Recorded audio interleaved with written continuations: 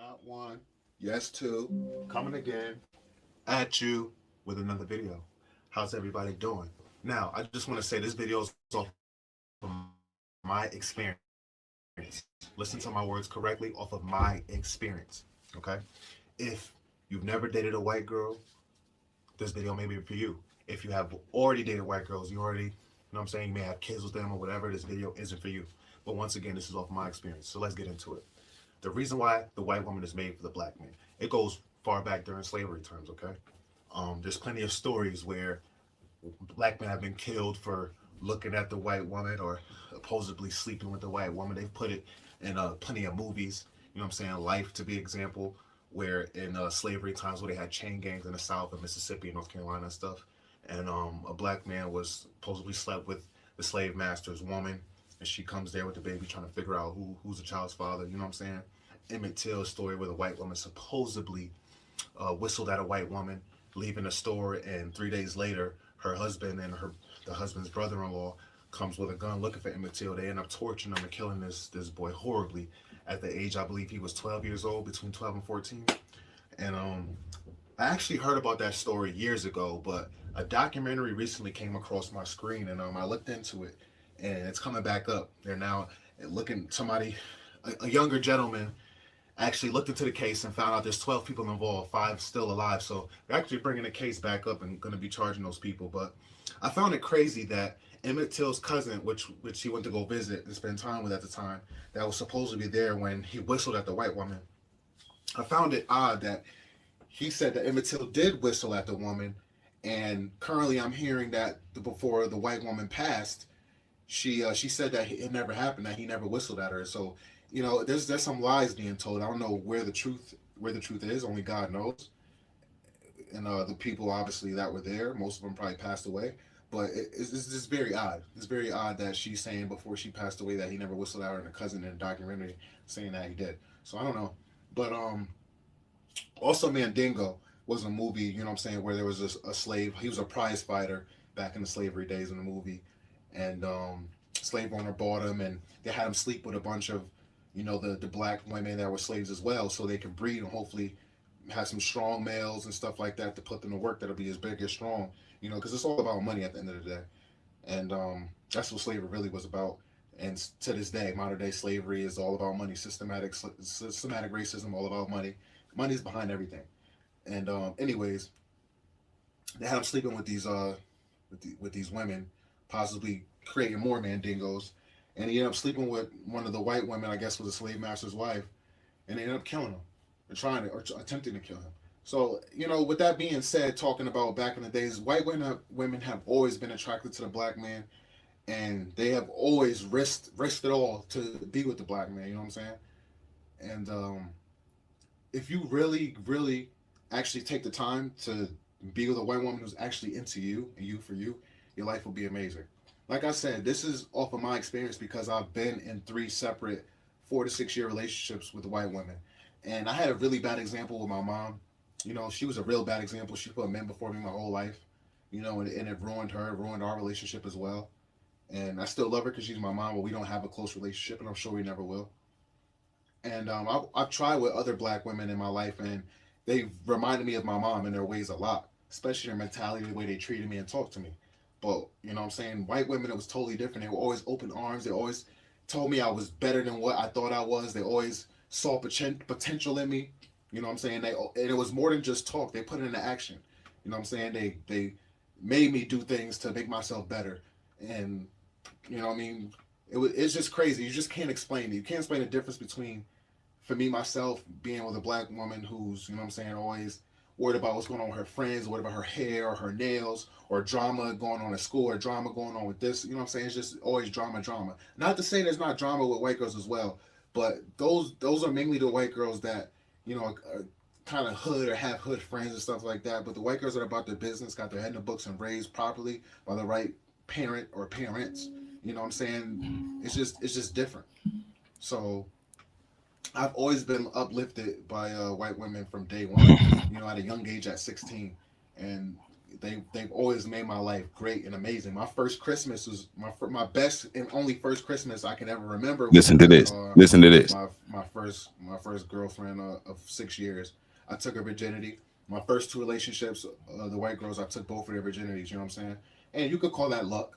You know, I'm not an ugly dude, but I'm not the most attractive dude. There's obviously dudes out there look way better than me, but I've definitely had my share of white women. For some reason, white women are always open arms.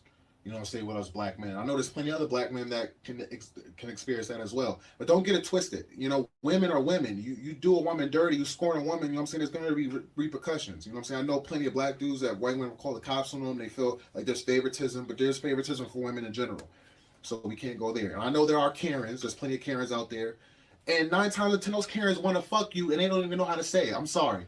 Like most of those Karens that call the cops on black dudes and stuff like that, they really never had black dick in their life. And if they had it, they would love it. They would be amazed. My current girlfriend I'm with now, we've been knowing each other for about going on 8, 9 years now. She says I'm the best dude she ever been with. She's been with, you know what I'm saying, other black dudes when she was younger than her, and you know what I mean, in her younger days and stuff like that. But I don't know. It's just crazy the amount of upliftment you get from them. And like I said, the one I'm with now, she's amazing. You know, I have a house. I got a house before the age of 30 because of her, and my credit is on point. You know what I'm saying? I don't want for anything. Everything is taken care of. You know. So I'm gonna stop it right there. I'm gonna stop Pookie from talking right there because yeah. Welcome to On the Shoulders of Giants.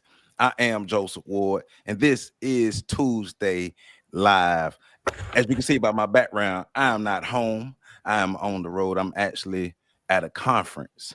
So I want to still make sure I bring this live show to y'all. So I'm doing what I'm doing. I got my setup in here in this hotel room, and we making it happen. It ain't the best light, but I got light, and I'm here to shine light. So we doing what we do. And I got Brother Terrence back up in the building. Brother, I need my my there we go. Get my applause for Brother Terrence up in the building. How you doing today, my brother? Hey, good brother. Yes, sir. Yes, sir. So we are getting into some heavy stuff tonight. So I do want to say this first. So last week's show, it was what it was. We were setting a foundation, right? This week's show is going to build off of last week's show. Last week's show, we critiqued the black woman. This week, we're critiquing the black man. And we're using young Pookie that we just saw in this clip. And we're pairing that with Dr. Frances Cress Welsing, giving her analysis of why guys like him choose white women. And so shout out to Dr. Frances Cress Welsing and everybody. But before we get the show started, of course, you know, we got to do what we do. Music 19151. Thank you for being in the building. Thank you for becoming a member of this channel. I'm doing my best. We're doing our best over here to make sure that we spread the truth, that we uplift our people, that we truly empower our people. So thank you for becoming a member. Terrell, as always, good evening to you. Happy Tuesday. Thank you for being up in the building. I appreciate you. Anthony Harris, thank you. Yeah, he straight BS. Everything about him is BS. And we're going to break him down. We're going to analyze him. What's the code? 3907. What's going on? Hey, and I love your picture. And we are analyzing Dr. Frances Cress Welsing today, or we're learning from Dr. Frances Cress Welsing. Jasmine, how you doing, my lovely? How you doing, my lady? How you doing? Thank you for being here. Pleasant evening to you as well. Thank you. Renee, as always, how you doing? Renee, it ain't no live if you ain't here. I appreciate you. Thank you. I would like to ask the white woman questions, aka the real truth. Hey, look, yeah. They're not gonna tell the truth though. You know how they do. Young Pookie got my blood about. Hey, look. Hey, he and I'm gonna let it play a little more, but you're gonna see why he is a Pookie. But we're gonna break this thing down and we're gonna get into it. Say white men and white women do the choosing. Yep. Pay attention to the how we met stories. Now, pay attention to one thing that Pookie did say though. Pookie said that he doesn't like his mother. Pookie has some unresolved childhood issues with his mother that causes him to project that toward all other black women. And so that's why he has the thoughts that he have about black women. Let me put us. Yeah, I'm gonna put us like this. All right. That's why he have the thoughts he have about black women. Renee, thank you for being in the building. Young Pookie Pookington in here trying to flex and give an analysis. Now he is once again he hates his mother, has a bad relationship with his mother, so that's the root of his hatred towards black women, right? And so he projects it out. He talks about now he has yet to tell us what he does for white women.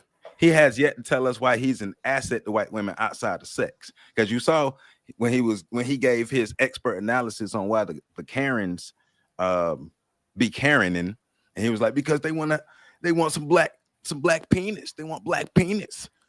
Expert analysis. I'm talking about his Harvard PhDs are coming through. You heard how he expounded on those, right? Supremely articulate, brother. You know what I'm saying? Like he had to go to Oxford. Yeah. You know. So what are your thoughts on what he has said thus far? Oh boy, this is a good one here. Yeah. Because when you first told me about it, I thought that the Pookie you was gonna bring on was gonna be street, ignorant, uneducated, unlearned, can't speak, dummy. But this brother is extremely articulate. Another thing I thought was, like I told you before, oh, he doesn't know the history. He doesn't know about Emmett Till. He doesn't know about lynching. Right. This brother's an expert on Emmett Till and lynching. Okay. Right. So this brother is, what do brothers have a lot of in their pocket? Lint and bravado. Almost. What's that? Coins. Okay. Yeah. So he able to trick. No. Okay. Not dollars, coin. He is a perfect coin. Oh. And, go ahead. Token. No. Okay. A coin has how many sides? 2 sides. This brother's a coin, because he has 2 sides. Okay.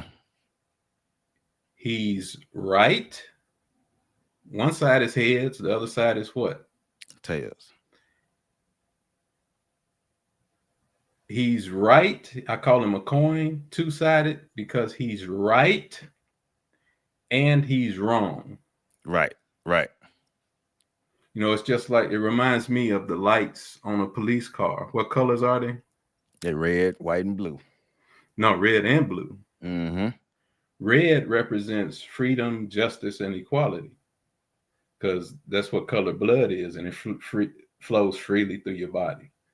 Blue represents deception, because when you go up in the sky, that sky is not really blue. When you see a blue ocean and dip your hand in it, that water is not really blue. Right. White people's eyes, they have blue eyes, but if the mortician sticks a pin in there, ain't nothing blue coming out. Blue is the color of deception.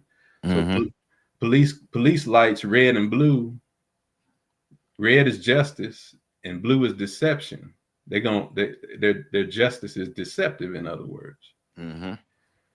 So this brother is right and this brother is wrong. 2-sided, so he's a coin. Mm-hmm. When he complains about, when he talks about I was right. When he complains about black females, he's absolutely right. They are the worst females in history. Why? Why are black females the worst females in history? And hold up, let me make sure we make a distinction. There's a clear distinction, because I know we dated last show, but there's a clear distinction between black women Right. and black females. I'm gonna say it again. There's a clear distinction between black women and black females, and the behavior is the distinction. Right. Black females, 90% are fat. 80% of those are obese. 80% of the divorces are started by black females. 60% of black females are gay.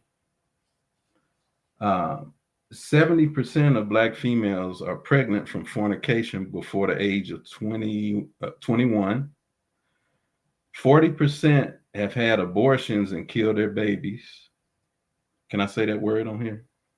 Not no more. Okay. We got one in this. Okay. So that's where black females, every nation has something called a gross national product. We can't build a nation. Why? The richest people on earth are American black people. How can I prove that? Black females waste $30 billion a year on fake hair, ugly ass fake hair, to try to please each other, because there's no black male that has asked females for fake hair. And so that's $300 billion in 10 years. So they waste an economy that we could build a nation off of. That means we're the richest. When you can waste $30 billion a year, you're the richest people on the planet. No other people does that. And again, he's right, because black females, one, they were never brought to America to be black men's wives, but to be white men's hoes and prostitutes. Right. And the proof is that fake ass ugly blonde hair they put in, weave they put in their head, booty shorts, eyelashes. Number two, black females have a fake superiority complex, and they think they're greater than black men. Therefore, they can't submit to black men as God commanded them to do. But they submit to white men in the colleges, churches, and corporations.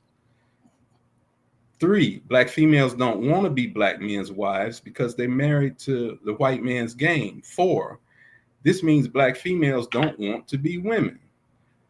Five, black females don't want a black man in their house. That's why he referred to his mama. Well, yeah, because his experience with his mother is the source of his brokenness, right? And the sisters in the street. Go ahead. Right. But so for him though, because we have all experienced, well, I don't know, but I have experienced black women and black females. Right. And there's a stark difference between black women. Those are two opposites. Right, two opposites, right?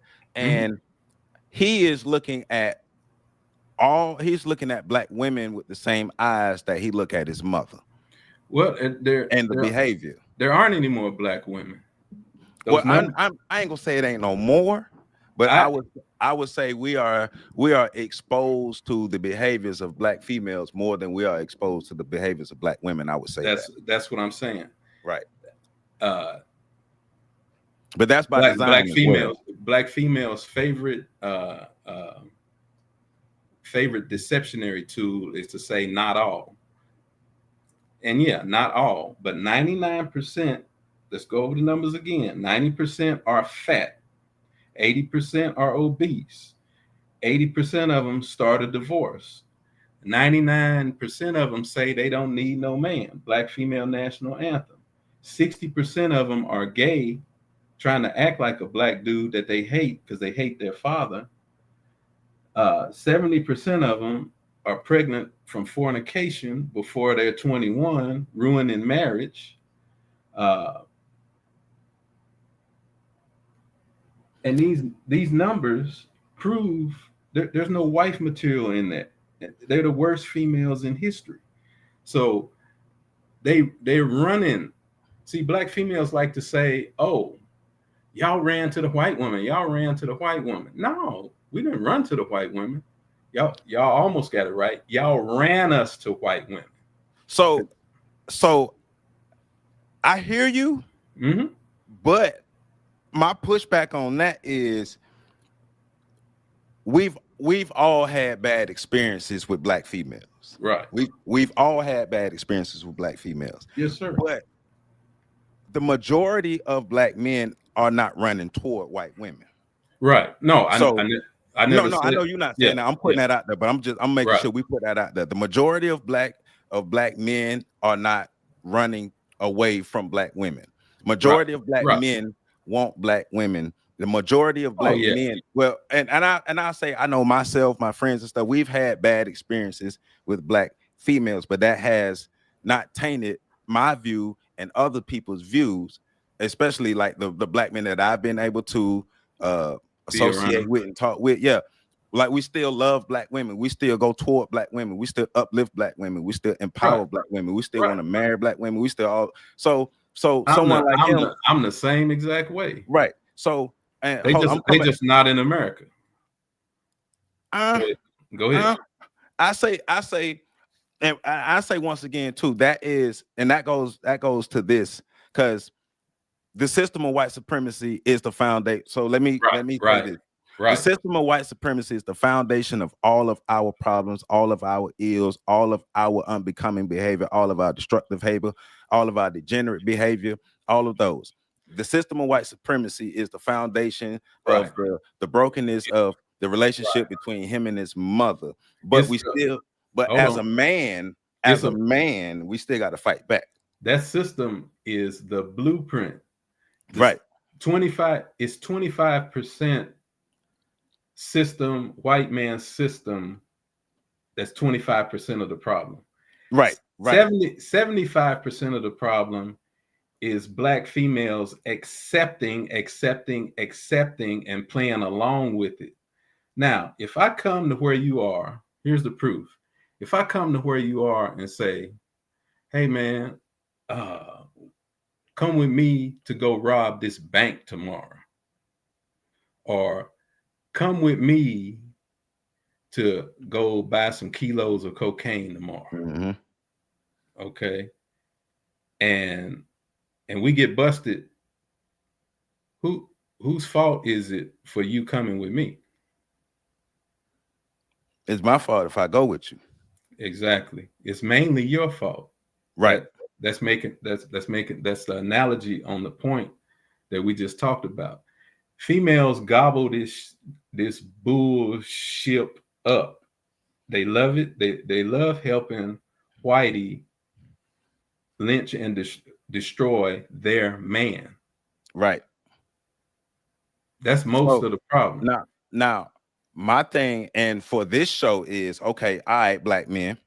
So what the hell do we do? Because I believe, and we talked about this, another root problem of this is black men, we too damn soft these days. And black men, we are not, well, it's too many black males. It's not enough black men. Exactly. It's not enough black men. And because black men because we have an abundance of black male and not enough black men, we have not taken our rightful place. Right. And we have to take the blame for that for our community, because yes, black females are running amok, making it bad for black men, black women and stuff that but Pookies and Ray Rays running amok too.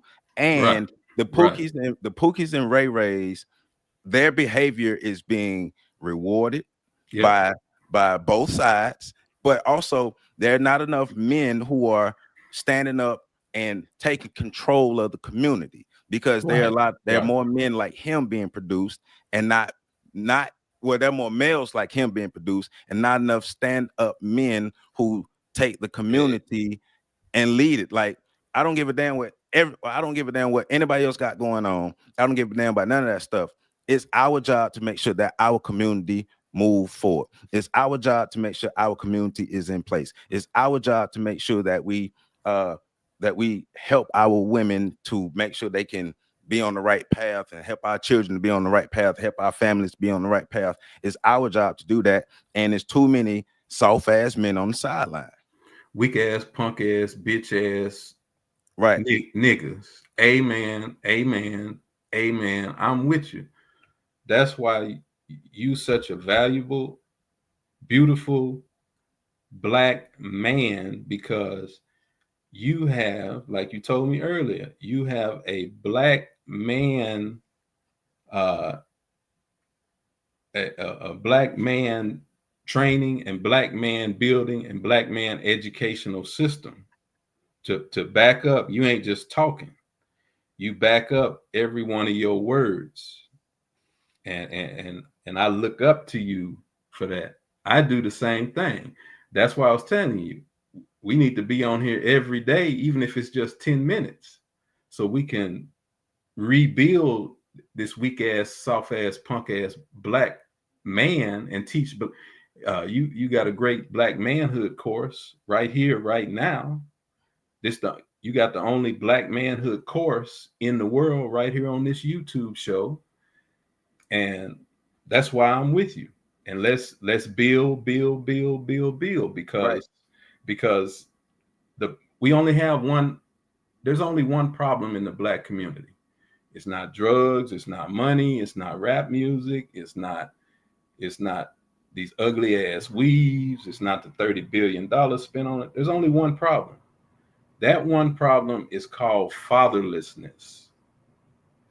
And that fatherlessness comes from the destruction of a black man, because the natural path of God is to go from boy to man to father. Boy to man to husband to father. That racism has destroyed that process and that progress. Yeah. And has destroyed the black family and black community. Right. And the white man and the black female are married by the Moynihan Report. And yes, I am with you all day, every day. What you said was a perfect damn point of keep teaching, keep your manhood training. Let's keep manhood training going. That's what this show is all about, black manhood training.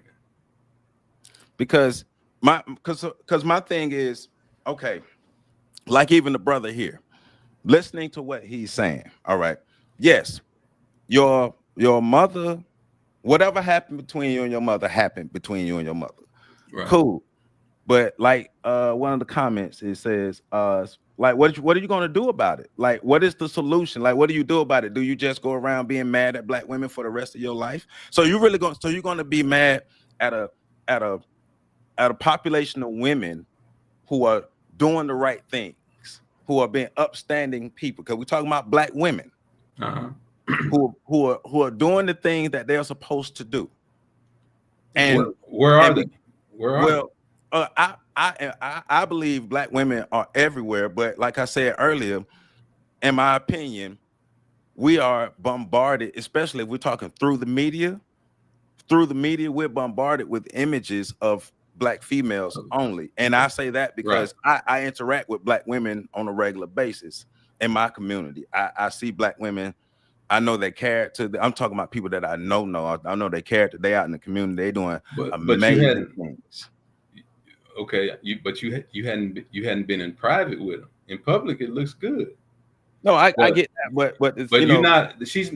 You cannot be a woman. A woman cannot be. Here's the law of relation. One of the laws of relationships. A woman cannot be a woman unless and until she's relating well to a man that pleases her soul.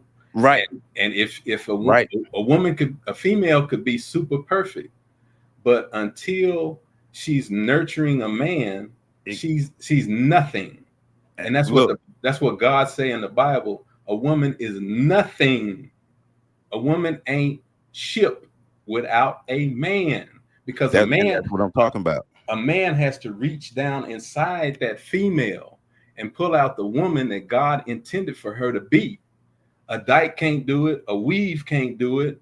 A good job can't do it. College can't do it. None of this crap that black females pull out their butthole can do it. Exactly. And so I'm glad you said that, because that's exactly what I'm talking about. Black women who are wives, who are mothers, who are nurturers, who are picking up. So they are. So like I say, I do see them. So going back to him, he's going to demonize them because he's soft. He's soft and he's hurt. Well, he's ignorant. And that I'm trying to be nice, but yeah, he's stupid. Yes, He's ignorant. he's stupid. But, so what do you do though? As a man, let me get to the second. Let me get to the other side of the coin. Go ahead. He was right. He was right about how bad the black female is. He's absolutely right. But the other, turn this coin over to that was the head side. Turn this coin over to what? The tail side. Okay. Yeah, you can run to that white woman, but that white woman, he's stupid. Not even a phone call, but if she hits the 3 digits 911, the police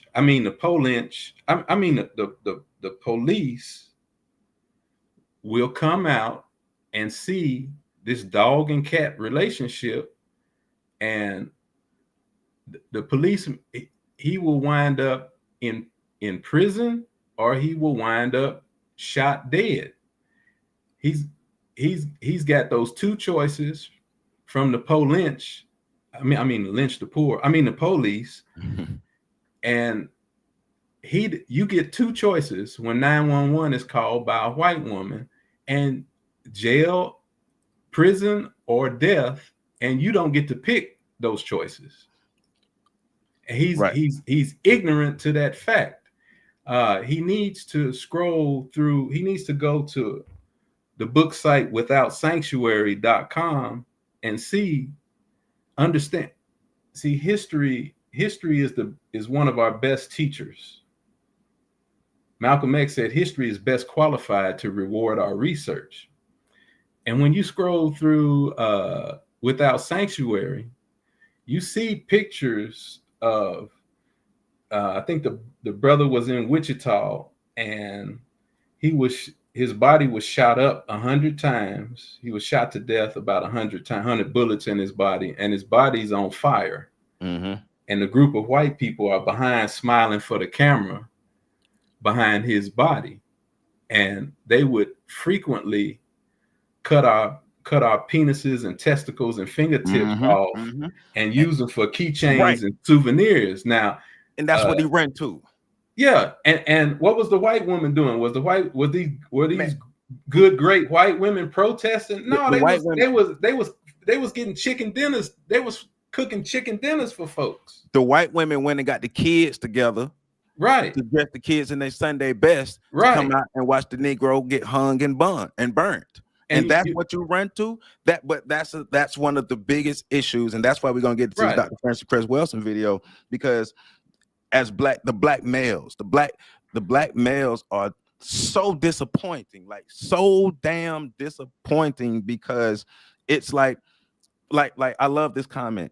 Door of L, I appreciate you for being here. I appreciate your comments, everybody. I appreciate your comments. Please keep them coming in.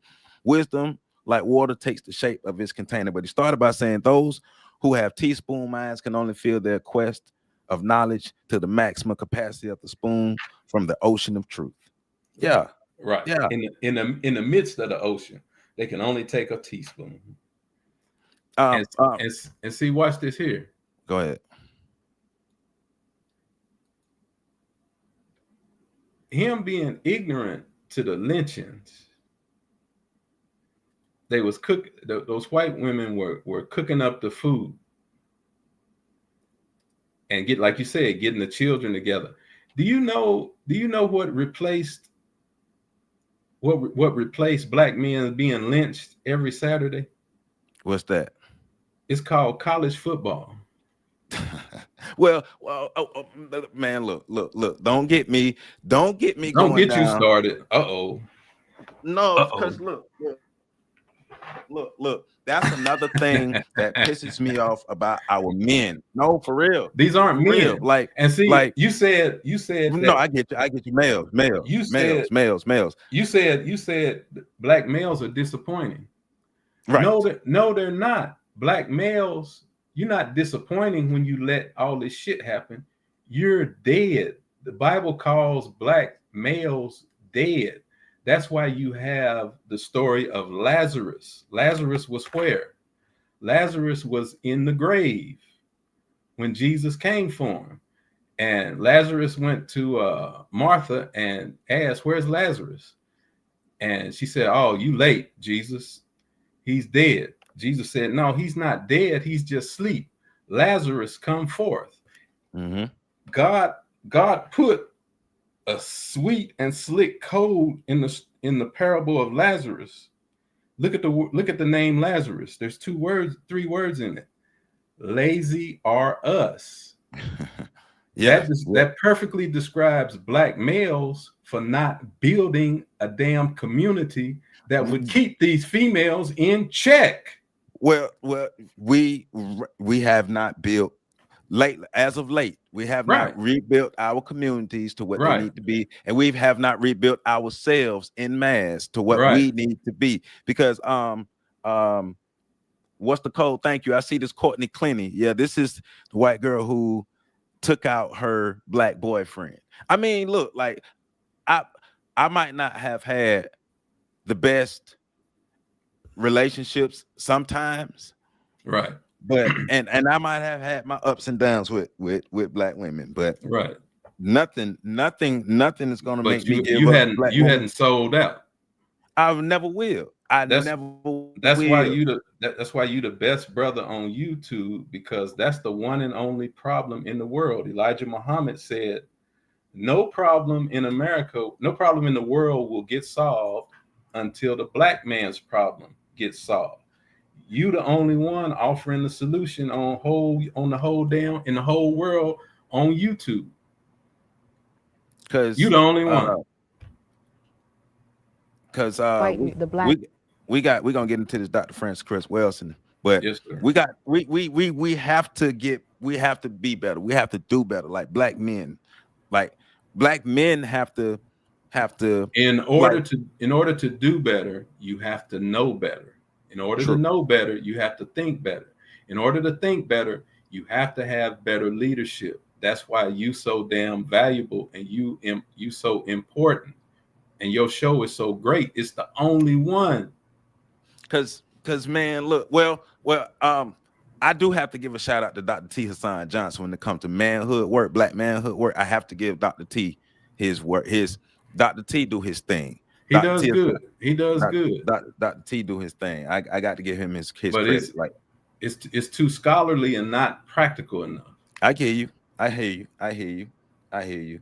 So and yeah, we are our own leaders, and we have to relearn how to be leaders in mass. There's not enough of us who have the leadership qualities developed, and it's not enough of us who are developing other men. Like it should be mandatory that black men be in a community pouring into young black boys. It should be mandatory. You're only your own leader after you study under a master. Nothing matters.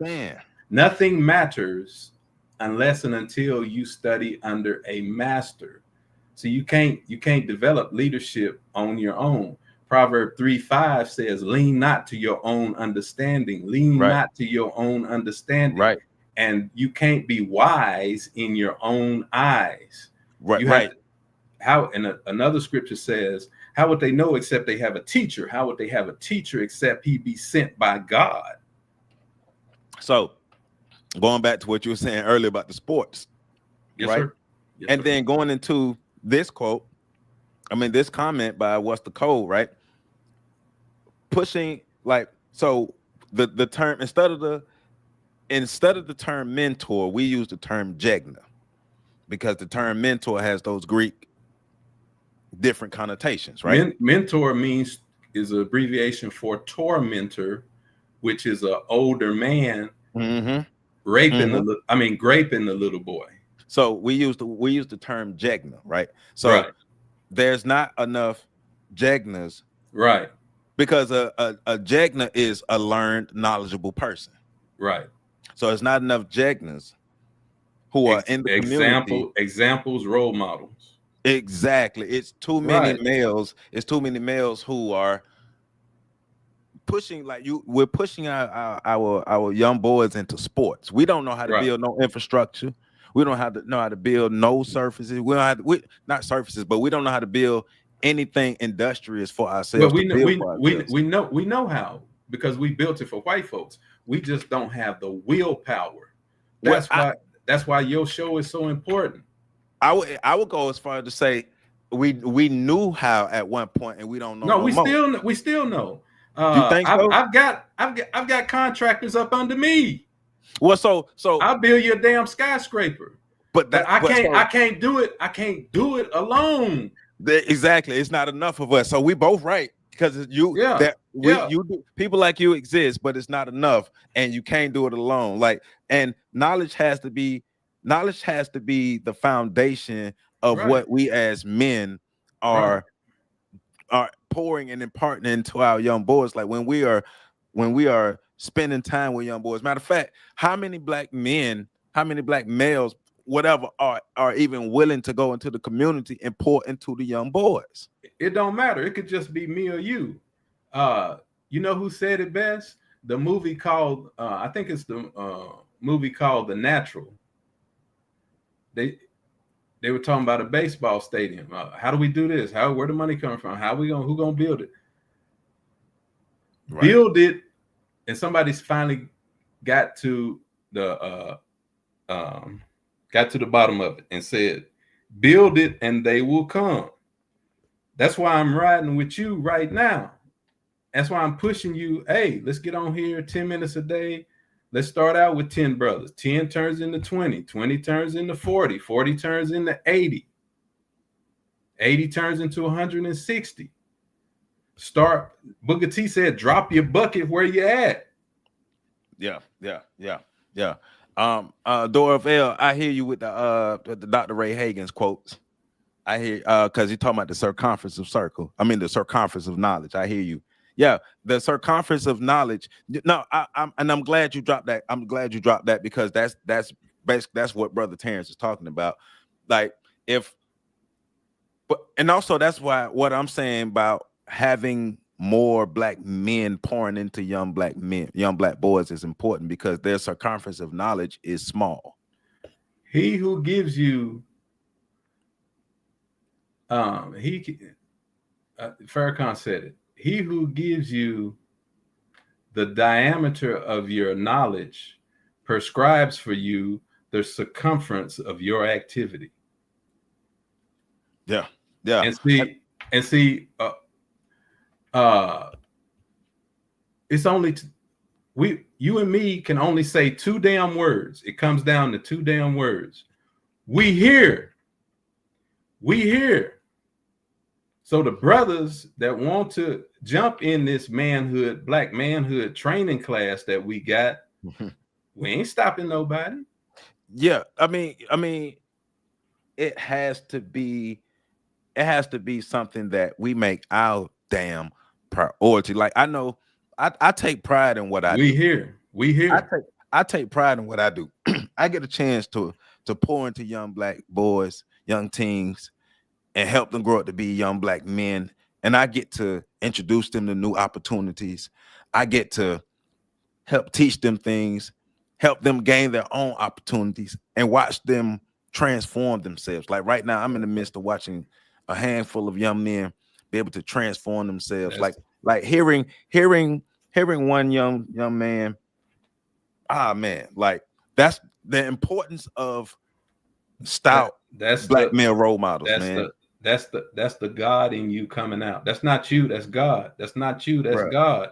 That's not you, that's God. That's the God coming out in you. That's the God coming out in you. Jim Brown said it best. Get your pen and paper out and write it down. Yes, sir. What is a successful life? What is a successful life? A successful life is known by one thing and one thing only. A successful life is not how many cars and how nice a cars you have. A successful life is not how many houses and how nice a house you have. A successful life is not how much money you have. A successful life is one thing and one thing only. Who is better for having known you? Yep. Who is better for having known you? You, each and every one of us, is a savior for somebody. Each and every one of us is a savior for somebody. That's why we got to be better. And that's why we look. I don't care. We have to lean in on our men. We got to be hard on our men. We have to let them know. Yes, look, this soft stuff. Like we got to, and like we're not respected in the world. Like as a black man, are you cool with the world not respecting you, with the world spitting on you? Like we like to hang our hat on the fact that black men are the second most desired man in the world, but nobody respects us. Not even the women respect us. If your own women don't respect you, that lets you know that we've been cowardice, we've been soft, we've been on the bottom, we've been docile, we've been on our knees. It's time for black men to get the fuck off our damn knees. That's why the Bible says the last shall be first. The bottom rail must come to the top. The least will be the most. It's amazing. And see what you've done. You've done what 99.9% of people never do. You've tapped into your destiny. Yeah, you in your destiny. Yeah. That's why me and these other brothers look up to you. Nah, I appreciate that. I mean, sure. It's funny because I said a while ago that I wanted to be an advocate. Like maybe at the top of the year or something, I said I wanted to be an advocate for men, and I was able to be put in a position, the Most High constructed everything, and I'm in a position to be able to be an advocate for men. But in this position, I see where we failed. I can see more of where we failed ourselves and our young boys. And in turn, that's a failure for our women and our children and our quote unquote community. And that's one of the reasons why we still have survival units. We've never fought. Black men have never fought back truly as en masse. We've never fought back against the system of white supremacy. We've had no, we fought back. Well, I'm saying en masse. Saying en masse. Right. Like we've had fractions. We've had fractions of black men who we had a few Nat Turners. Yeah, fractions. But we've never had black men en masse to stand up against the system of white supremacy. Black men en masse in America have never self-actualized as black men. Matter of fact, I was doing a man talk because I do a man talk class on FAMU campus as well. We get together and we have good conversations about stuff that need to be had about men. Once again, being a Jagna and pouring into your community. I don't just talk it, I do it, right? So dang, I forgot what I was gonna say. Oh, it'll come back to you. Let me answer this question. Who wrote the Bible? King James hired a bunch of European poets, and they all in 20 to 60 of them wrote different books in the Bible. The Shakespeare and a lot of them were rainbow. Yeah. I know. Yeah. And he subcontracted it out, and he got the credit for it. Right. But you know what King James first the Bible wasn't King James first book. They say he wrote that book of demonology. Right. Yeah. What does demonology mean? It means study the devil. Yep. So King James' first book was called Study the Devil. Mm-hmm. And dumbass niggas worship the book and the Bible. Go ahead. Yeah. Because by now, but once again, that going back to failed leadership. that failed leadership, right? So shout out to the deacons of defense. But that's what I'm saying. We've only had fractions of black men to stand up against the system. Like the Black Panthers, like the Deacons of Defense, like the Nat Turners, like others, like the countless other examples. But we've never. Most successful is Elijah Muhammad. But imagine if we would have had at least half the population of black men at some point stand up. Just imagine that. Like at least like right now, it's 20, it's about 20 million black men in America. No, Imagine we gotta be like the Marines. We only need a few good men. I get just to get this damn thing started, right, and then set the example. And right, after, if you don't stand up, and when we get strong, and if you don't stand up, we're gonna chop your damn head off. It's gonna be consequences. Right. And that's the thing. Like imagine that being continued, and then it can blossom into at least, let's say, 10 to 15 million black men on the same page. Let's do it. What we got to do. Right? I got 3 words for your ass. Let's do it. Let's do it. Let's do it. I'm waiting on you. Because we doing it. I've been working on. I've been doing this for 30 years. Yeah. And so, but see, that's the thing too. That's why God put me and blessed me to get with you. Go ahead. Hey man, but no, that's what I'm saying. And it has to. The linkage has to happen. Black men need to be linking up with black men. No, hell no. Let's make it happen. We're gonna make it happen, bro. Talking is over with. Cause it's like we out. If we out on a date and a punk ass run up on you and your girl and feel on her booty, ain't no talking. Right. Talking for what? You're gonna have to make it happen. But that's what I'm saying though, right? Hey, bro. My nickname is Action Only. But action only, bro. That goes back to what I say a lot, right? If we had to make a superhero that represented black people, our greatest power would be talking shit. That would be our main power, is talking shit. Right. And that ain't no superpower. It ain't. And we've been talking shit for too long. It has to be black men, boots on the ground. Well, Elijah Muhammad built like this. Elijah Muhammad built. He became the first billionaire, and black people rejected it. They didn't keep it going. We got to start it back up.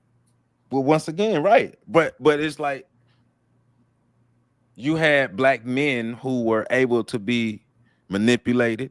Right. You had black men who were gullible. You had black men who were infiltrated. Right. And you have like same thing with Elijah Muhammad, same thing with Malcolm, same thing with Martin. Like you have like a punk ass dude like William O'Neal has a chance to exist. And William O'Neal is another he's one of many jigaboo sellouts who are willing to be informants. Like as a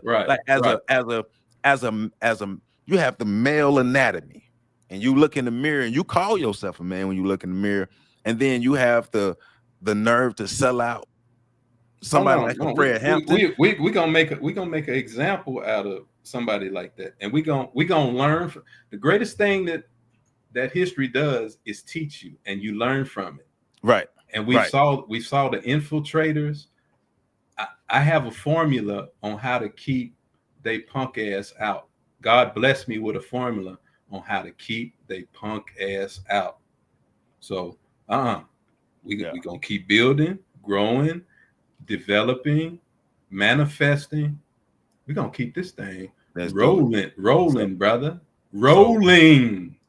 I was just thinking, good question. What's the code? I was just thinking about that because I know Fred Hampton was like 21. I know William O'Neal was older than Fred Hampton, but I was just thinking that like Fred was way more of a man than William O'Neal was at his young age. Fred was a baby, and Fred and he exemplified black manhood. That brother's so beautiful. Hey man, that brother's so beautiful. But so matter of fact, I was having a conversation with some of my homeboys the other day, and that's one thing we were talking about is it was. And we all know this, but reiterating, it was important for strong black men to be taken out. That was by design. And that's another thing that was by design. We know it was by design to target and program black women and children, and it was by design to take out strong black men, so the weak ones. Because I remember in the 90s. Why, brother? Why, brother? So if you cut the head off the snake, everything else goes awry. Nope. What you say? What you say? Psalms 82:6. Psalms 82:6. Psalms 82:6. The black man is God. The black man is God. The black man is God. Period. Yes, period. Point blank. End of story. End of discussion. We magicians. Whatever we touch, we got that magic touch. Whatever we touch turn to gold. If you are a natural black man, but you can't be doped up, drugged up, pants sagging, dick grabbing, no job having, penitentiary pants sagging thug that black males have been turned into. That's why they got to keep a lid on us, because the black man is God. But Hosea 4:6 say black people are destroyed for the lack of knowledge. He doesn't know how to be the God that he is. And that is my and your work, brother. The Bible said there's a lion asleep in Judah who will awaken him. Go ahead. So, what's the code? You're correct. I was wrong. My bad. I was wrong. Yeah, William O'Neal, 17, 18 at that time. Yes, he was. He was a child, but he was still a sellout. He was still a sellout, though. He still did what he did. He was still a sellout. I was wrong. You are right. William O'Neal. I was, when I said that, I was thinking about that interview that William O'Neal did years ago. But yes, when he, when he was an informant for the FBI, he was 17, 18 years old. So I mean, we know, like you're saying, we know the root of it, but he still did it, and he still has to be responsible for his actions. And that's the thing too. Like, as men, you gotta let them know you still did that. You still did that, though. What is that? The one who told where the brother was, Fred was? Yeah. So all right. So Dr. Frances Cress West, let's get into it. She's breaking down. She's gonna go give us some of the psychological breakdown on why the black man is choosing the white woman. So let's get into it. Man has always felt, well, this is the one thing that I have been denied in this society. And so many black men, I think, for, at one level, they are moving towards white women as white women move. White women are the major aggressors in this situation. But the black man is playing his role because he says, well, this is the thing that I've been denied. This is the thing that is going to be the great equalizer. I think, though, that the need has sort of been exaggerated, because if we look at those statistics you just mentioned, actually in the past decade, even with the increase, there's only about 43,000 black man, white woman marriages. That's a very, very tiny percentage. That means about 2% of black men are married to white women. Mm-hmm. Now, if we had accepted the propaganda, that is the white propaganda, that all black men desire a white woman and they want to marry your daughter, you would expect the incidence of the marriages to really be increasing at a much greater rate. I was going to ask, does it mean that that the fact that if we accept the fact that black men do feel that white women are preferable to black women, are we saying that their behavior in the context of standard behavior is normal or abnormal?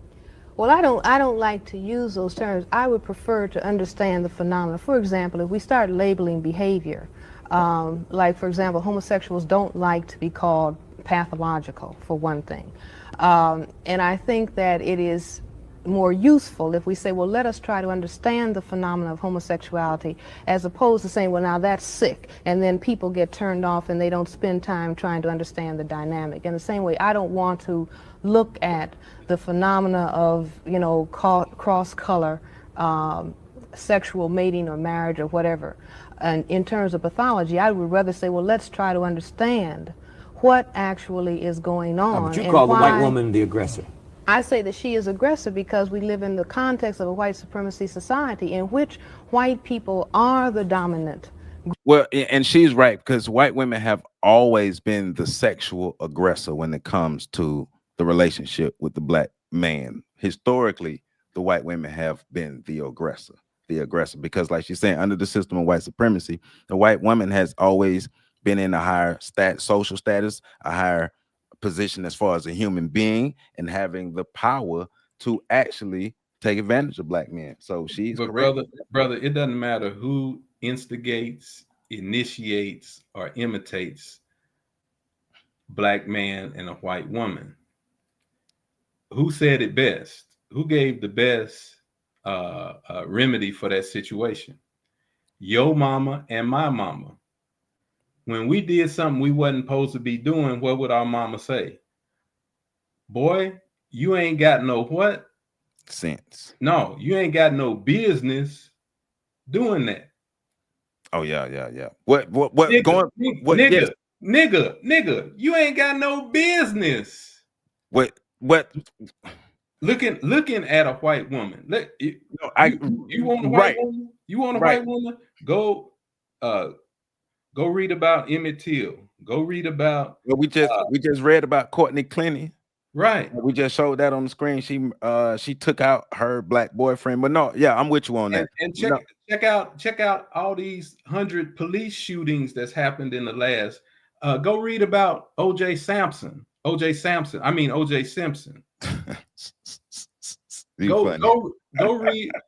Go read about Nigga Woods. Tiger Woods. Elgin. Yeah, Elgin. Yeah. And how a white woman he went and got with a trailer trash white woman, and she whooped him. And she said she went to the white judge, her brother, and said, I'm not comfortable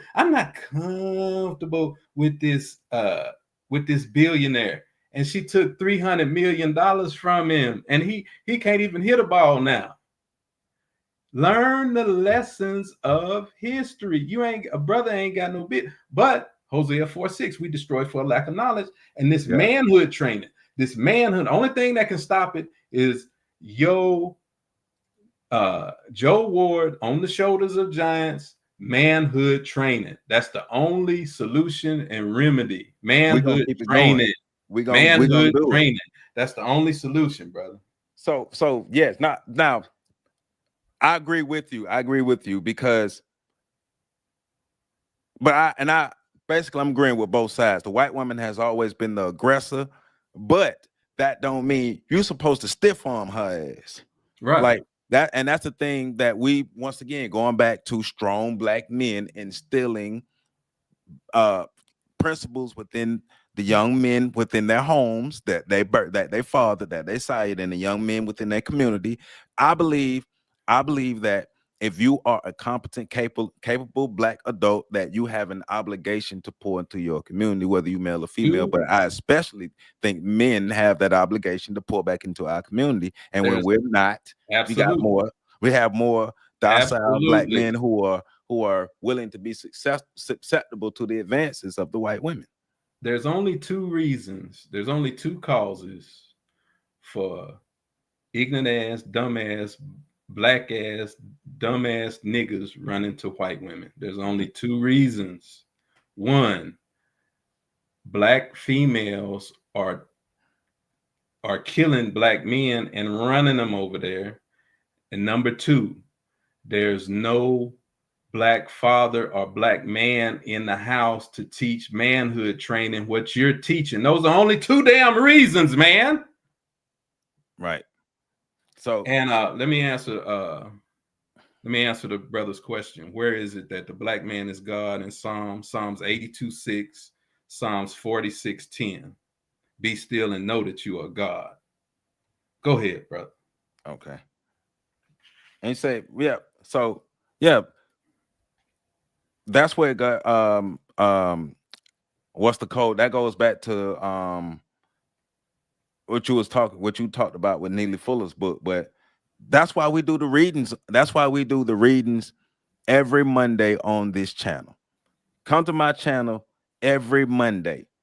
You're going to learn what the system of white supremacy is, how it works, the structure of it, all that stuff. That's why we read the book. I literally read the whole compensatory code by Neely Fuller. I literally read the whole book. The only way to defeat white terrorism, there's only one way and one way only. And let me break it down for you. got it here. Oh, okay. Hold on. Give me a second. Okay. And White I do. Oh, I'm sorry. Go ahead. racism and white terrorism, the greatest terrorism in the history of the planet Earth, works like this. First is psychological, then it becomes biological, then it becomes ecological, your environment, then it becomes cultural. Well, you just answered this. You just answered this comment. The first part of that pathology of racist white terrorism is psychology. In order to defeat, what does that say? In order to defeat racism, in order to defeat anything, you have to defeat it from the standpoint of psychology, and you must become an educated, enlightened psychologist about whatever it is that afflicts you. Right. Everything starts in the mind. That's right on point with this comment. That's right on point, because being able to help heal abuse, neglect, the adverse childhood experiences, all of that. Well, I don't know about other people. Let me not lie on other people, but that is wrapped up in what I do when I go out and I do my manhood stuff. And I know the men that I work with here in my community in Tallahassee, there's a stark emphasis on Black male mental health here in Tallahassee. Matter of fact, my brother Kevin Warren, brother Kelvin, that's a trainer, James West, Sam Carter. It's a whole bunch of men, Black men in Tallahassee. You got a roster. But look, Black men in Tallahassee get together. What are you doing, brother? And they talk about, and we not only talk about mental health issues. If somebody is going through mental health issues, we can refer them to my brother David Williams, my brother Drake Gunning. They're part of that. And those two I just named, there was a Black male therapist. So we have in-house, in-group therapists that we can refer our other brothers to. So a part of the manhood training that we do, and I do agree with you, Jay Woods. I'm not saying you're wrong. Put his comment back up there and let's dissect it. No, because I agree. Manhood training can't work if the boy's mind is disabled due to abuse and neglect. Correct. Jay Woods, you are absolutely correct and on point. But Joe Ward and his group, you just heard the roster. He just named off 12 to 20 Black men on his team. He just named his team off. And you're absolutely right. If the boy's mind is disabled, yes, that's the key point. Joe Ward on the shoulders of giants and his roster and myself, we re-enable that disabled mind. We circle that word disable and we rebuild it for the young Black man. Because that has to happen. Like, I got to give a shout out to my brother. We ain't got no choice.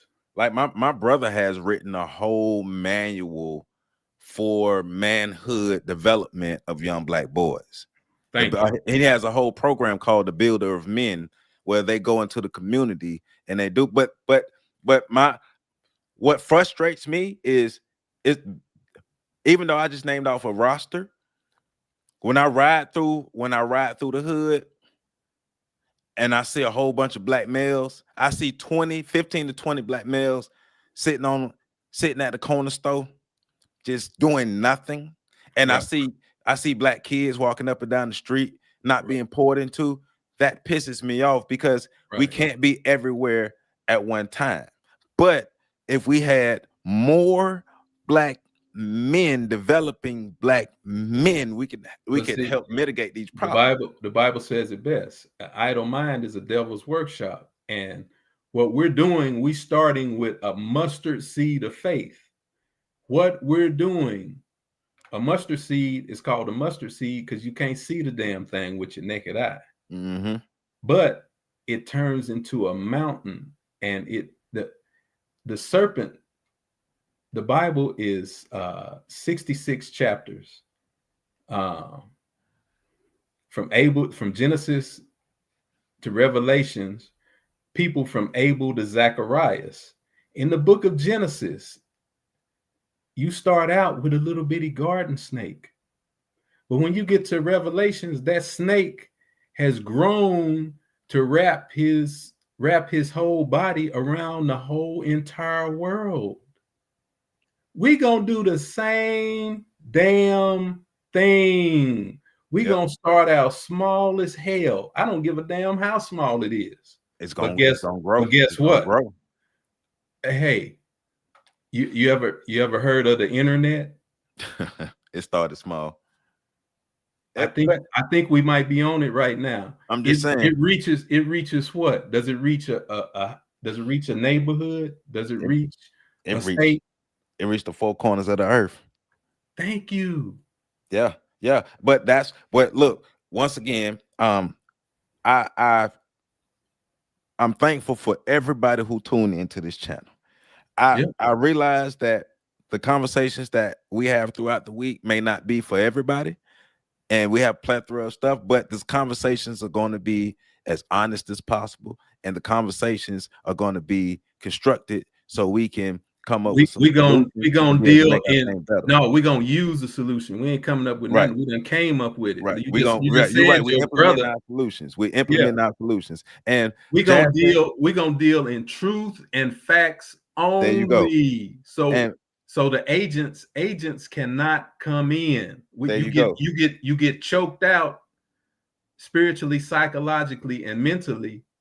And if you stay and try to do some BS, you're gonna get choked out physically. There you go. And going and saying what I'm saying, I thought about this comment.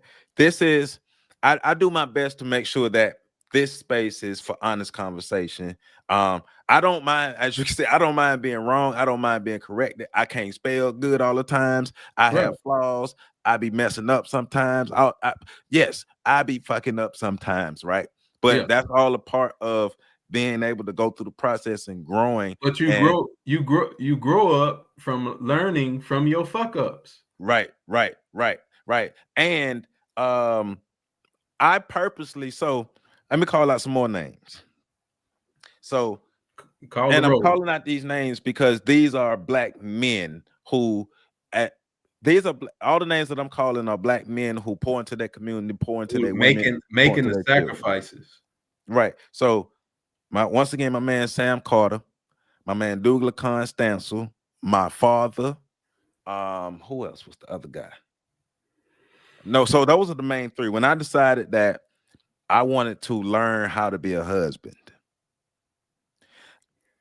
I knew I was looking at the landscape, and I was at first when I started looking at the landscape, I was like, damn, there's nobody around me who can teach me this. But then I had to dig deep and I had to think.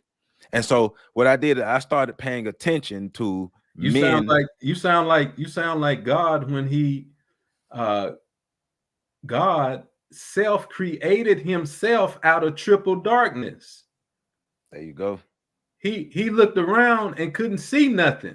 So he decided to create himself and create a universe 76 quintillion miles in diameter with 9 planets that rotate around the sun at 1,037 1/3 miles per hour. Go ahead, brother. No, but yes, but it's we got like creating things, like making stuff better. Like I wanted to be the best man that I could be.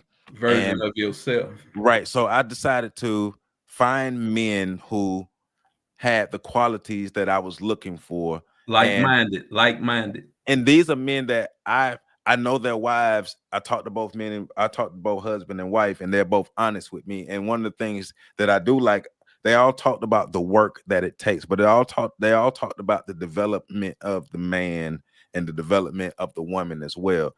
But also the men told me how important it was to be a leader, to be a man, to stand up, to make sure that because my pops always told me, you gotta, have a program first, have a program and make sure you get with a woman that wants to be on your program, but you got to give her a program that she want to be a part of. And that's right there. Having a program together, having your shit together as a man. Like going back to the video with Pookie, like if I watched a little more of the video, basically Buddy did not say anything that he has poured into any type of woman, no black woman, no white woman. He's just taking. And that's why I was calling him Pookie, because he was just he was just an immature taker with his broken mind. He's a welfare recipient, all females. There you go. And yes, his brokenness stems from his mother, but he degrades women, period. It doesn't matter the color. He degrades women, period. Mm. So, but let's let Dr. Francis Chris. We're having a good conversation. Let's let Dr. Francis Chris Wilson cook, though. Group. They are the people who control the power. We are the oppressed people. We are the people who are words, victims of that system. Just like, I mean, in terms of history, it was just a short 2 months ago in terms of the whole historical span that black men were being lynched for looking at a picture of a white woman. Do you see? And now we're told, well, now everything is opened up. Well, I want to understand, well, why is it that everything is opened up? I think everything is opened up since black men started talking about black power. You see, when black men start talking about black power, then that says, well, all right, maybe there will be a challenge to the system of white supremacy domination, not only in this area of the world, but all over the world. So the white supremacy system says, all right, well, now what do we do to, you know, get these people back in control? And what do we do to get them back in check? That is the black man. Well, we'll lay our ace trump card on them, which is a white woman. In other words, you see, which brings the black man then back within the context that the white supremacy system is going to work for you. See, we denied you this, now you have it.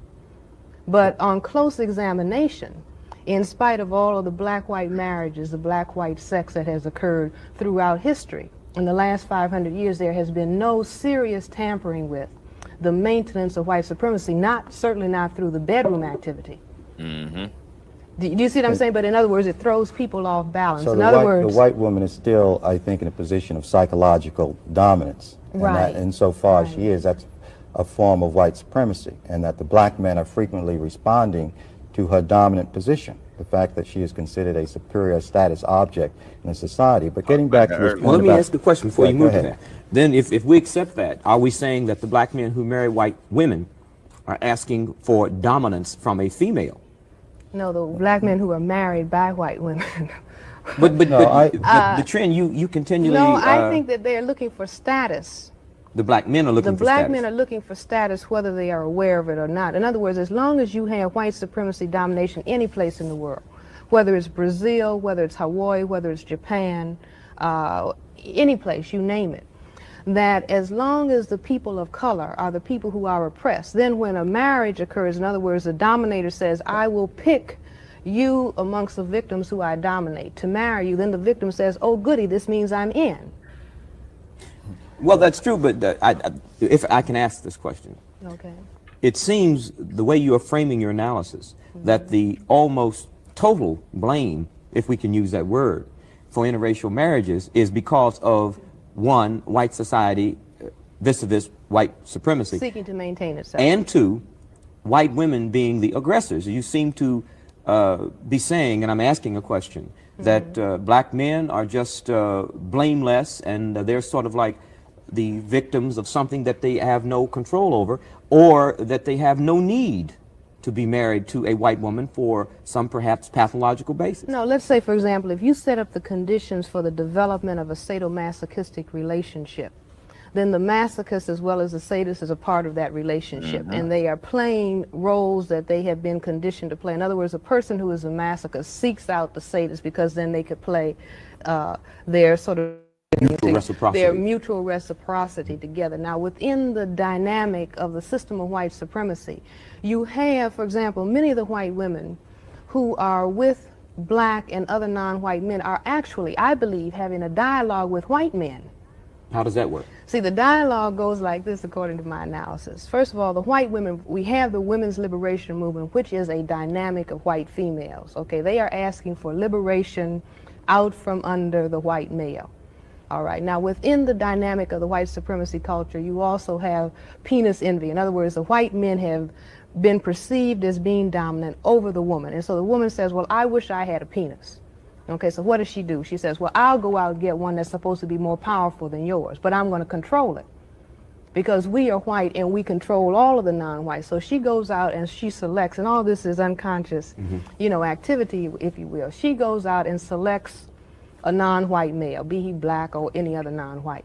Then she is walking down the street, or they can go to the, you know, justice of the peace or the priest to be married. And anytime a white man sees that, she is communicating to him, see, I've got one because I am in control of this. But I don't think we can, you know, generalize to that extent. I think that that's a theory. But it's getting back to the question when we present arguments that way, is whether the relationship between black men and white women are pathological. Now, Frances said she doesn't like to think of it in that framework, but the fact is that a lot of psychiatrists have presented or said that interracial relationships in marriage stem from a type of negative psychological position or some type of pathology because of the racism in society. They'll say that the racism distorts people's minds so that frequently you'll get, say, a white woman attracted to a black man for the wrong reasons or for racist reasons. She may see him as inferior, that might turn her on, or she might see him as a black stud, that may turn her on. All of these are racist perspectives. Or the black man can get attracted to the white woman because she's supposed to be superior, and he wants to be part of that whiteness. In other words, she's sort of anointing him or helping him to feel a sense of self-worth by his involvement with her. Well, I wouldn't argue with any of that. But yeah. At the same time, I think that let's look we at it can't this way. say that this happens with everyone, and even if it does happen, that this is pathological. Well, let's look at it this way. Let's say, for example, white men and white women have many difficulties in terms of marriage. Go ahead.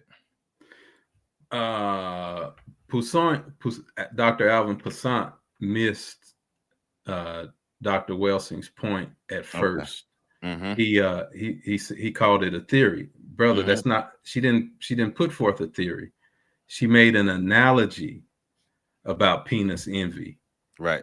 And subconsciously, subductively, and subliminally, that's exactly what the white woman is doing because she's at war with the white man. She wants to get out from under his oppression. Right. And since she doesn't have a penis, she's going to go get a de facto penis that the black man has. She's going to go, she's going quote unquote, rent a dick. Yeah. The black man is a rent a dick. The black man is a borrow a dick that the white female, see the penis, the word penis means power.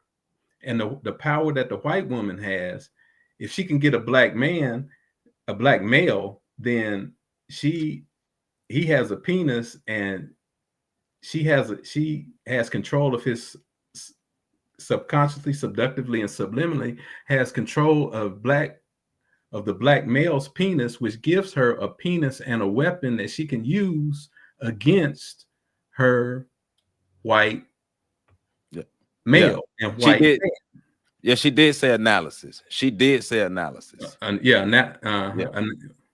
She did. But and so also in that you're looking at like one of the things he was talking about and she was talking about was the black man looking to be elevated, looking for power, looking for some kind of actualization through his relationship. Let me give you the perfect word.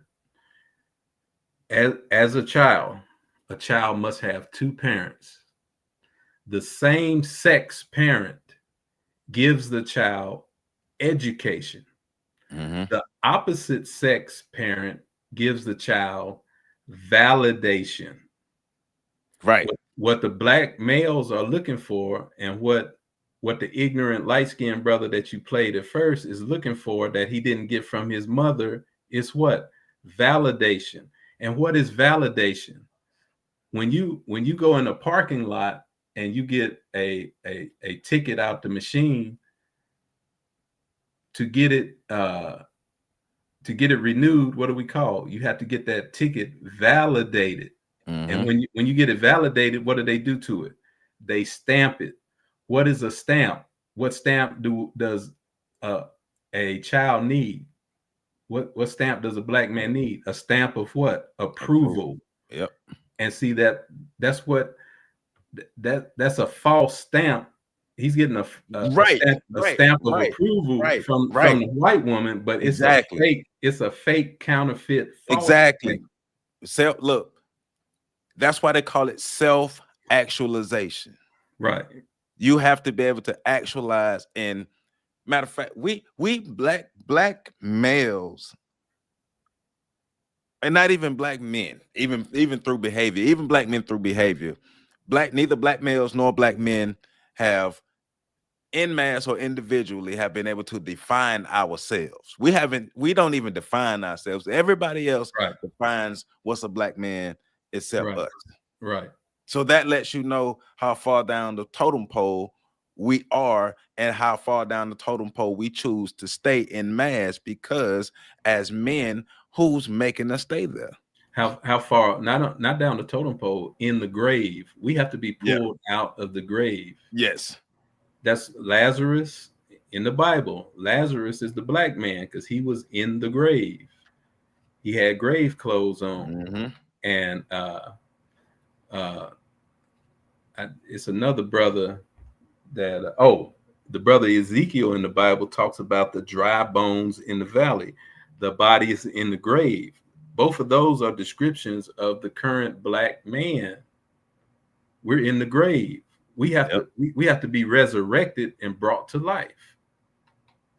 And that's what your manhood training is doing. It's not teaching brothers. It's giving them life. It's bringing them to life. It's bringing their dead body, dead mind, and dead spirit to life. Look, so at the end of the day, it's our job as black men to get our community back on track. I don't care how ratchet we could talk about black females' behavior. It's our job to get our community back on track. It's our job to straighten all that shit out. It's our job to do it, and we're not doing it. And you and I are, goddamn. Yeah, the black in mass, no. In mass, no. In mass, we're soft. In mass, we're not respected, and that's one of the main reasons why we're not respected by other men. And me and you, what are we gonna tell the rest of these brothers? We're gonna tell them what that famous rap song 10, 15 years ago said. Move, bitch, get out the way, get out the way, get out the way, move, bitch. Yes, and going to Melissa's comment. No, you're right, especially on our side as men. I'm saying it, and I'm saying it for men. Melissa, you dead ass right. Yeah, as men, and so I'm not. This what I'm about to say, and it ain't directed to nobody, but black men and black males. Stop being afraid to face the damn pain of what got us here in the first place. No. Let me upgrade that. You cannot be afraid. You can't be afraid. The first of the 7 deadly sins is what? Fear. When you that fear we harbor. Fear. To hell with fear. We harbor is keeping us on the bottom. That fear we harbor is keeping our community held back. That fear we harbor is keeping our children going into that prison, that pre-K to prison pipeline. That fear that we harbor is keeps us in the grave. It's preventing families. Like we still out here with the survival unit stuff. We don't have families. We don't have communities anymore because we refuse to face the pain and heal from it and grow. Bro, fear. If you scared, join church. There you go. Scared, join church. I ain't got time for no scared Negro. I'm done. You know it. So it's crazy that, well, it's not crazy. It's by design, and we have to understand that. But once again, you can come in my house, piss on my carpet, knock everything off the counters, mess up my house, and walk out and disappear. It's my job to clean my shit up. Right. At the end of the day, I don't care what has happened to us. It's our job to figure out how to fix it. And we don't give a damn if it's black burnt the hell up. We going to work. Right. And so the thing is too, so between last Tuesday and this Tuesday, right? And so, and I want to say this too about this, because I had one of these kind of conversations with somebody earlier this week. When it's those of us who want our community better, we're going to critique the community whether y'all like it or not. And I'm not saying y'all as in the people who are watching this, but those who have a problem with us critiquing the community. We're going to critique the community whether you like it or not. On this channel, we're going to do that. We're going to critique black men. We're going to critique black women. We're going to critique the children. And when it comes to the children, we give them a slight grace because the old folk dropped the ball, but we still critique their behavior because we want to correct their behavior. But we also want to be better examples because we can better correct their behavior if we're better examples. Going back to one of the comments that was up here earlier about being an example. Where was it? What's the code? Put that up there. You were saying what suggesting be the example. Yes. We have to be the example. What's the code? I appreciate that. We have to be the example, right? We have to be better men. The community is waiting on us. Freedom, our liberation, our independence, our getting from under the thumb of white supremacy is waiting on black men to stand the fuck up. That's the only reason me and you are talking right now. That's the one and only reason, because we starting it right here, right now. We making moves and we putting it down. We got to, because I'm just saying, like, it's on us. Like, nobody else is gonna fix our issues. Like why would somebody else fix? Why would our oppressors fix our issues? It ain't nobody damn job. I don't give a damn how much. I don't give a damn how much help y'all got. It ain't your damn job. It's my job. It's your job. So, I'll take full accountability and responsibility. There you go. So now look, let's stay working and get to work. Get your so everybody get your butts up, get your asses up, go out in your community and pour into your community. If you're watching this, if you're a watcher of this channel and you're not pouring into your community, your ass don't come back. You don't have time to watch this. You don't have time you need to go and get it. I'm willing to sacrifice some views for you to make your community better. No. They gotta watch this because this is where they get their marching orders. This is Command Central right here. Well, watch this and take your ass into the community then. Right. Because I mean that's where it starts. It can't just be rhetoric here. You have to get we ain't got no damn rhetoric. The only talk that we do, our talk is so powerful because it comes from our action. We're talking about the action that we have taken. Right. We're not coming up with words and phrases and no, hell no. We're not pulling that stuff out of our buttholes. We're commentating on the feedback that we receive from our work. We're game planning. We're doing like coaches do at halftime. Look, they're doing this, this, and this. We need to do this. They're doing A, B, and C. We need to do D, E, and F. Right. This is a game planning. This is this is like the meeting that the police have in the morning, the briefing. They have a briefing before they hit the goddamn street. That's what this show is. Go get active in your community. Look, let's make it simple. Right? If you know how to draw, paint pictures, hell, if you could color in the lines, use that to go help kids learn to be creative, or go pair that with the therapist. Y'all come up with some kind of drawing, coloring therapy, right? If you cook, go teach children how to cook. And while you're cooking, here we go right here. Watch this here. Come to this channel, find your damn gift, pinpoint your gift. We'll find your gift and go use your damn gift. Pass your damn gift on. There you go. And pull the gift out of a young understudy. Yes. If you are not, This is all gift discovery and gift development. That's all. Right. That's the only things we talking about on here. That's it.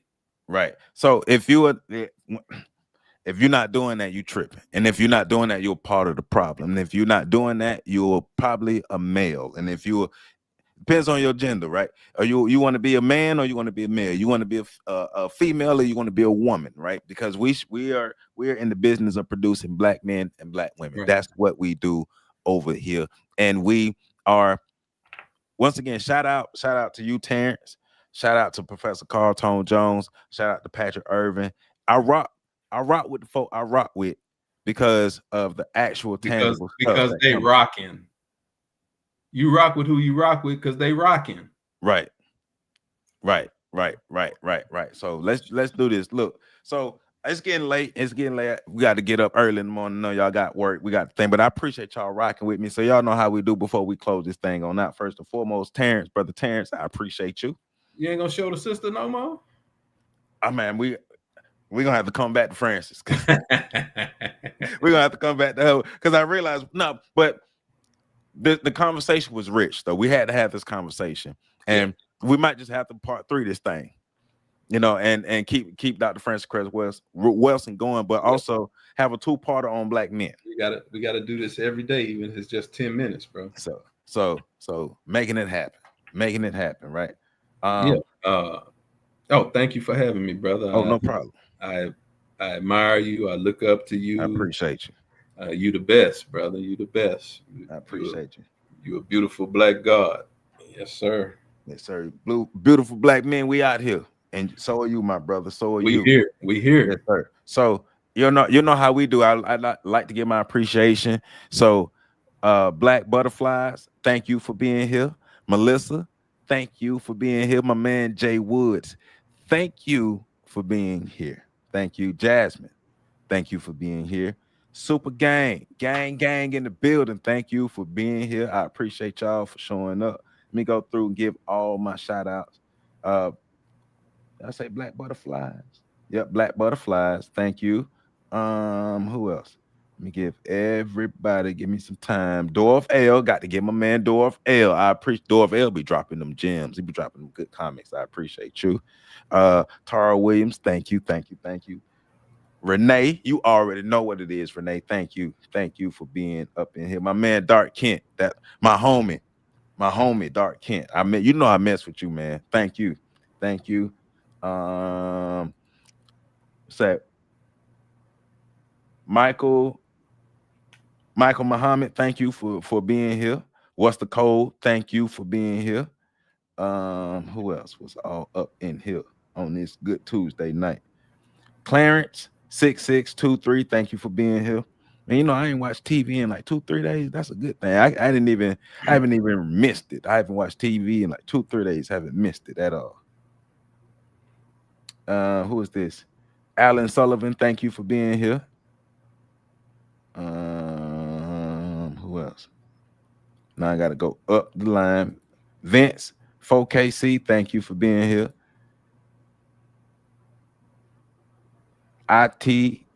What's that? ITKFKM. Go ahead. Go back to Vince. Let me see his comment. I disagree with the brother speaking. Where does he get his statistics? Are they cross-referenced? Are these resources credible or reliable? Black demographics. What you have to, Vince, if you're gonna criticize somebody, your statistic, you can't make a broad general statement. Statistics. What statistics specifically are you referring to? You can't be general. You have to be specific. Hey, there you go. So ITKFKMGH_maker, thank you for being here. What race am I dating? I don't date a race. Blacks aren't a race. A race has a starting point and a finish line. Oh, you didn't see that earlier. Blacks are a nation, and if she ain't a sister, I missed her. And if she can't use a comb, can't bring her home. I don't bring that heifer home. There you go. Terrell, thank you for being here once again. Thank you for being a member of this channel. Naya, thank you for being here. Them paid ops. So you talking about them white women? Yeah.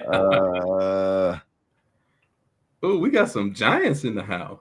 Hey man, people, look, folk be showing up. Anthony Harris, thank you for being here. And just like music, thank you for being the channel member. Anthony Harris, go back to Anthony Harris. Oh, let me go up to the top. Where was that? Oh, this is BS. Oh, he was talking about he put that comment when Pookie was talking. Right. Yeah, because he was one of the first to call out Pookie on his BS. Yeah, yes, sir. Hey man, you have a good night too. And Super Gang, you're right. We need better self-control. We need to be better black men. And it's time to stand the fuck up. Let's do it how we do what we do. Thank y'all. Please hit that like button, comment, subscribe, share. We back live again Saturday at 3:30. And then, of course, me and Brother Terrence back here next Tuesday night, part 3. We're going part 2 on the black men, but part 3 in the series of critiquing the black woman and the black man. But because we black men, we got to spend more time on the brothers. So do it how we do when we do what we do. I love you all, and make sure y'all catch the next video coming up. And if any of the next video coming up, stay on this channel and watch some more of my videos. I love y'all. See y'all later. We love you back.